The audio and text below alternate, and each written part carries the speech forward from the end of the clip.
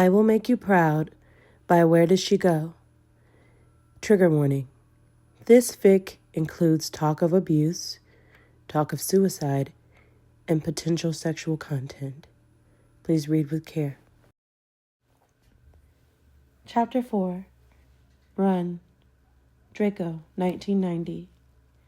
Draco had finally turned 10. Double digits. His parents had thrown him an elaborate party at the manor. It was a good opportunity to impress the other pureblood families, a party for him in name only. Draco didn't get a cake, and no one sang happy birthday to him. But he didn't care. He was just so happy not to be alone. The party gave him a chance to see other people, and most importantly, to see his friends. Blaze, Theo, Pansy, Greg, and Vince were there with their parents. They used the opportunity to run riot in the manor gardens, pretending to hex each other with sticks. The adults were all busy drinking, talking politics. They didn't care what the children did as long as they couldn't see or hear them.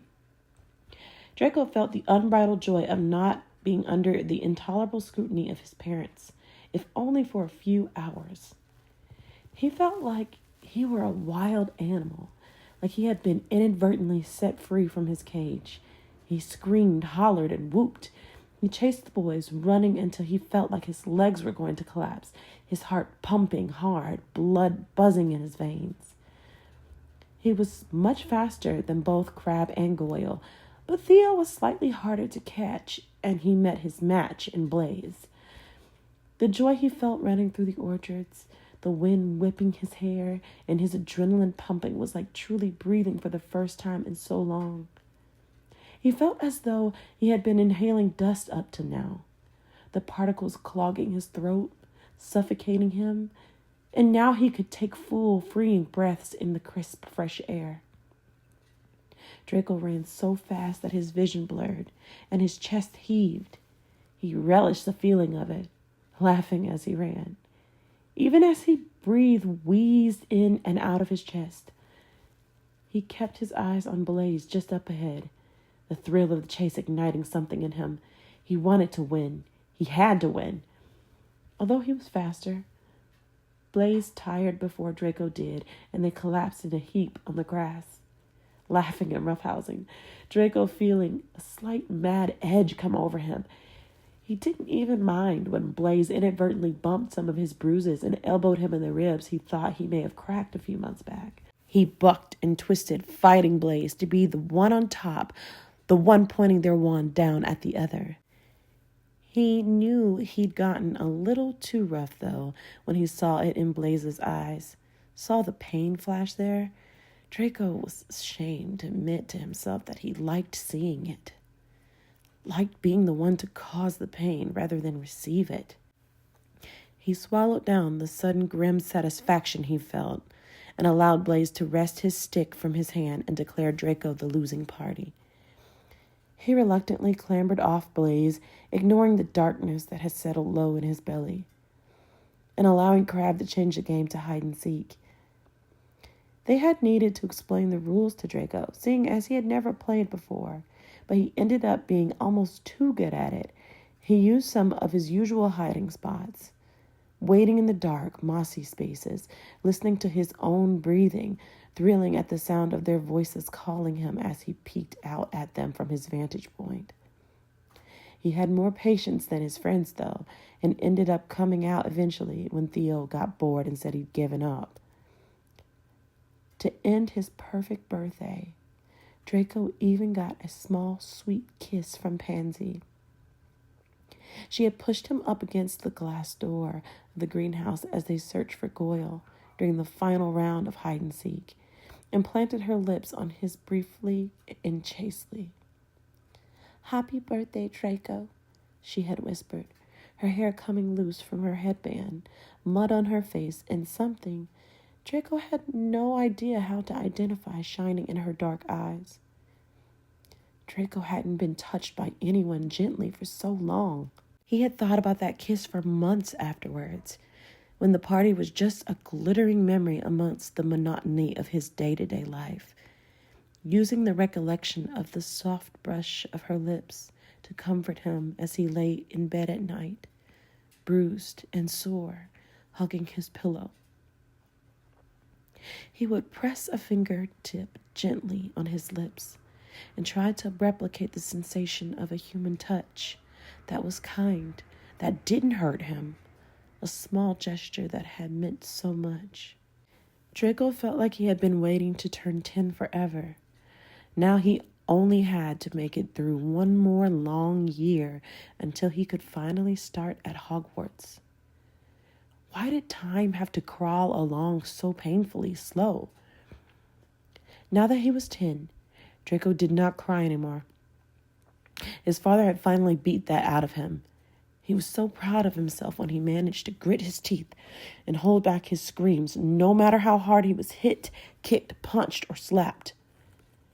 He often had blood swirling in his mouth where he bit the inside of his cheeks or tongue to stop himself from making a sound. He had a technique. As soon as he saw the beating coming, the raised fist or drawn back boot, he'd close his eyes, clench his jaw, and make his body go rigid as he could. He would bite down on the inside of his cheek and repeat his mantra to himself. I will make you proud. It was the only thing Draco wanted to do. The only thing he knew could convince his father to stay his hand, to stop Lucius from beating him for his failings. He knew that if he didn't cry, kept his face blank, masked, ignored the pain, and rose above it, that he would be a true Malfoy. Better than anyone else. Superior. It was hard. So hard. He still wanted to cry. He thought the urge would be in him forever. The tears seemed constantly poised at the edge of his eyes, fighting to get out. Anytime he thought about how much he hated home, hated his father, hated how hard it was to please him, the tears threatened. But now he was strong enough not to let them come out. The first time he had used his technique, it had stopped his father in his tracks. Lucius had slapped Draco hard across the face for daring to answer back his mother when she questioned his commitment to his schoolwork. Draco had been stood, fist clenched, in the parlor where he had been summoned to his mother after his lessons. He was trying to tell Narcissa that he was doing his best, that he was working on arithmancy far above his academic years, reading up on complex spells well beyond what he would need for his first year at Hogwarts. But his governess had told his mother that he had been distracted, fidgety, and hadn't been concentrating on their lesson that day. He had gotten all hot and sweaty, feeling the sting of betrayal as he fought to defend himself. He had been distracted. He had been fidgety. He was struggling with the pain in his shoulder. The arm he had broken when he was 7 still gave him trouble, and in his lessons that day, it had been aching as he had held his quill. He had been writing for several hours and had asked for a short break. It wasn't granted, and as he continued, his shoulder had become more painful, a constant dull ache sharpening to a white-hot sting as he continued. He didn't dare ask for another break, but yes, he thought that he had probably been distracted. Draco had been so intent on explaining this to his mother that he hadn't even seen the slap coming. His father snuck up on him, but he had felt it. A hard thwack connecting to his ear and cheek, whipping his head sideways. He clenched his jaw and brought his face back to center, his eyes locked with his mother's. She had cried in shock, and now her chin was trembling. Her own eyes filled with tears as she avoided Lucius's stare. Draco kept his silver eyes on hers. He set his teeth, didn't allow his head to drop. He heard the ringing in his ears, felt the red handprint spring up on his soft, pale cheek, and he told himself, I will make you proud. He waited, tensed, ready for the next slap which would inevitably come. But his father remained, stock still, his hand poised in the air. Narcissa flicked her eyes then from Draco to her husband's, just for the briefest second. Lucius didn't look at her. He just looked at the side of Draco's head, waiting for him to start crying. He didn't. The air was thick, the tension palpable. The three of them stood in the grand parlor of the manor in their expensive robes and designer shoes, and none of them moved. Eventually, Draco heard the swish of his father's departure, his robes swirling behind him as he left, his footsteps echoing in the cavernous room. As he relaxed, the whoosh of a held breath leaving his tense body, he couldn't help but allow himself a small, grim smile of satisfaction. Even as he waited for his hearing to come back and tasted the coppery tang of blood flowing into his mouth from his ripped cheek, his mother looked at him then. She almost reached out a trembling hand to touch him. She looked strangely devastated, but Draco didn't want it now, didn't want her comfort. He had come to hate Narcissa too for her lack of action, for the way she listlessly accepted his father's treatment of him. She was terrified to say a word against Lucius, protecting her own well-being over his. He was supposed to be the heir, the much-wanted and prayed-for son. In public, she doted on him, touching his arm and holding his hand, warning him not to touch anything that might hurt him. But he almost laughed out loud when she did it now, laughed at her simpering face when they were out in public. She saw him get hurt every day here, within the bleak walls of the manor, and she did nothing. Nothing.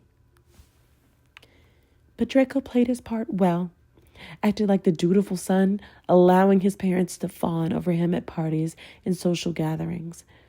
He held his head up high, looked down his nose at people just like he had seen his father do. A perfect carbon copy. Draco was good at hiding his bruises, both physical and mental. Anyone who saw the Malfoys together would think they were a solid family unit. He turned away from his mother now, from her slightly outstretched hand, sneering at her as he left. He didn't need her, didn't need or want her help anymore. He didn't cry now. His father would be proud of him.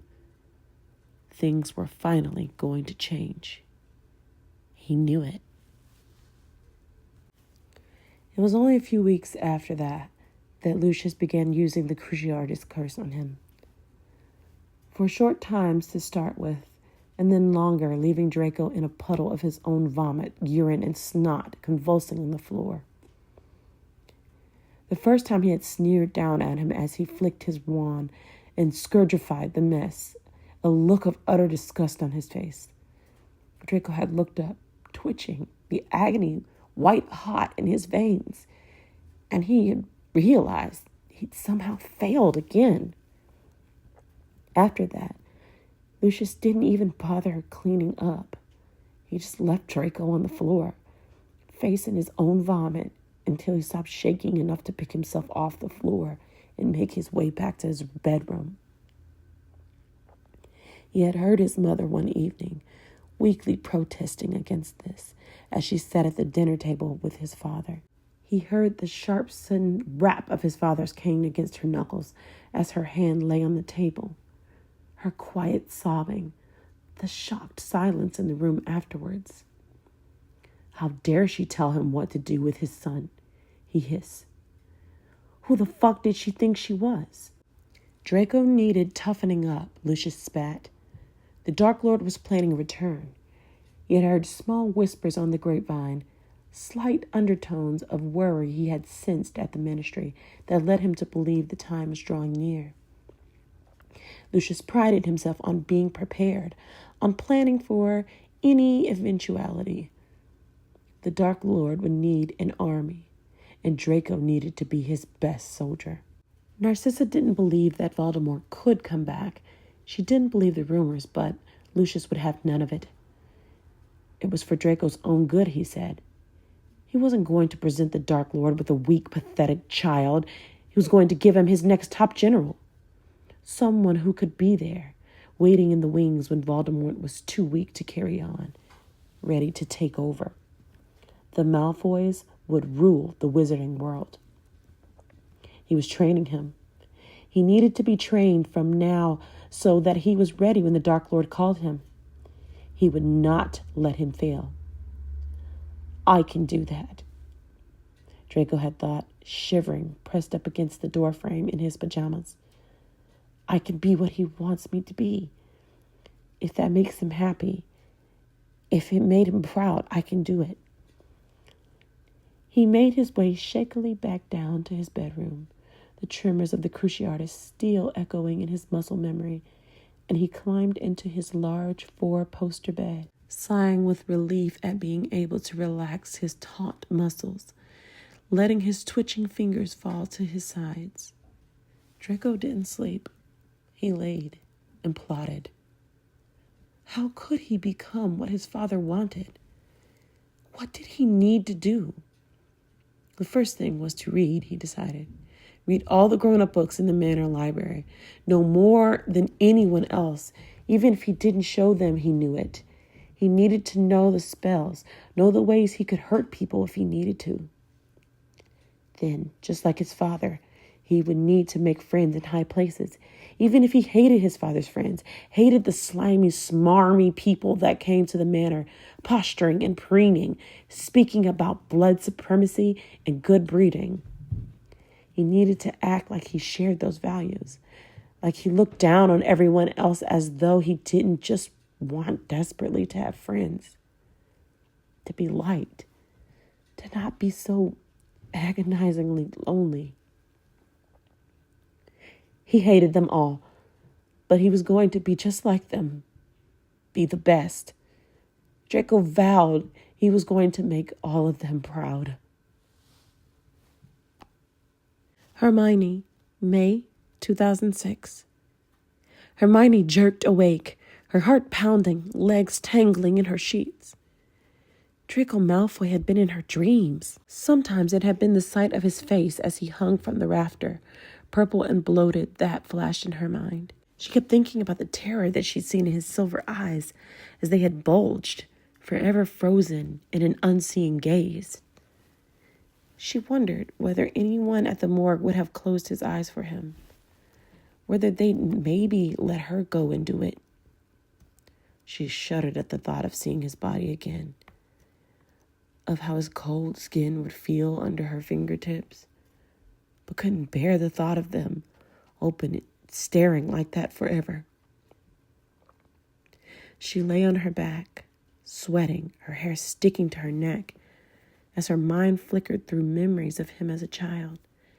She remembered him as an 11-year-old, his hair slicked back, laughing and smiling as he got onto the Hogwarts Express. She had flashes of him through the years, hexing Harry, his wand raised as they faced each other in Lockhart's class, his face as Harry flew through the air, the shocked expression in his eyes after she had slapped him, the stiff way he had left with the Death Eaters after the Battle of Hogwarts. But the worst dreams had been of him as an adult. Flashes of him smiling, laughing, all traces of his boyhood snootiness gone. In those dreams, he had looked at her, his great eyes full of love, gentle and kind. His face had been relaxed. He had looked happy. In the dreams, Hermione had looked back at him, looking into his eyes, into those deep pools of silver, and she had fallen down into them, jolting herself awake. She had never seen Draco Malfoy like that. Only ever seen him as cold and distant, looking down his nose at her. She had no idea where her brain would conjure up such conflicting images of him. Hermione had actually only seen Draco a handful of times as an adult. The last time had been during his trial for the murder of his father, when she had been at the ministry for work. He had walked through the corridor towards the courtroom, a tall, rangy 21-year-old in a tailored black suit, silver buttons glinting, oiled hair and shining. Malfoy had held his head high, no traces of remorse visible on his face. His eyes were aflame, his lips a cold, cruel line. He had not even noticed her as he stood past, managing to look aristocratic even with handcuffs on his wrist. She had seen Narcissa then, a hunched, sobbing wreck, being supported to walk into the courtroom to sit and watch her only son be convicted of the murder of her husband, his own father. Hermione didn't see him after that, but was told that he had refused to answer a single question, just stared blankly from the cage where he was questioned, emotionless. He never made it to Azkaban. There were varying reports of how he did it. Some say he managed to transfigure. Others said he did it through powerful wandless magic, overpowering the auras and avoiding the Dementors. Others said he had bribed the guards in charge of getting him down to his cell. No one had any answers, though, as the two auras on the job were both dead before they made it back to headquarters. The guards on shift all confounded, unable to recognize Malfoy when shown a picture. He hadn't been seen for almost a year after that. The auras had scoured Britain looking for him. Narcissa insisted she had no knowledge of where he was or would go, and intense pressure and questioning under Veritaserum showed that she truly had no idea where he had gone. He was like a ghost, untraceable, but for the path of destruction he had left in his wake. The first people to go were Alecto and Amicus Carrow.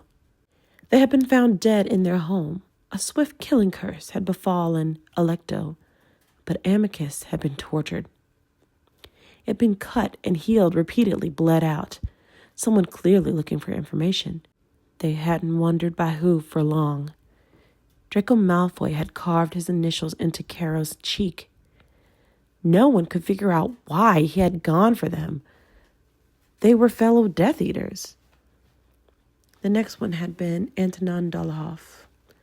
He had been disemboweled, his insides brought to the outside, a veritable horror show of suffering. He had been found in his home, having rotted there for weeks. Again, Draco Malfoy's initials were carved into his skin. It wasn't only Death Eaters, though. People turned up dead all over Britain, their houses ransacked, Malfoy's initials carved into their bodies. They could track where he had been, but not predict where he was going. He seemed to travel alone, an unlimited amount of money and resources at his disposal.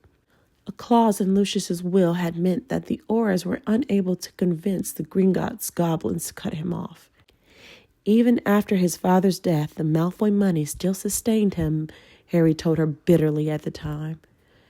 He had not been heard from for a few months, the trail going cold. Hermione hadn't paid much mind at the time, being busy focused on other aspects of her work and never directly being involved in the search for Malfoy. But now she was curious. She couldn't get his face out of her mind. She wanted to know more about Draco Malfoy, about the circumstances that led to his sad end. She wished she could feel more hatred towards him, but she couldn't shake the way he had looked in her dreams. She decided she wanted to speak to Blaise, to find out more about Draco's childhood, in the hope it could explain more about the devastating direction his life had taken him as an adult.